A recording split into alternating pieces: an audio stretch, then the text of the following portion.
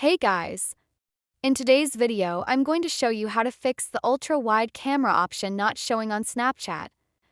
So let's fix that step by step. First, open your Snapchat app. Once it's open, tap on your profile icon in the top left corner. Now tap on the gear icon in the top right to open your settings. Scroll all the way down until you see the section called I spotted a bug under the feedback area.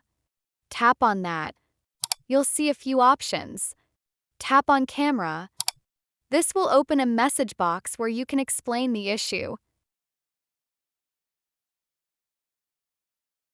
Right below that message box, you'll see the option to choose topic.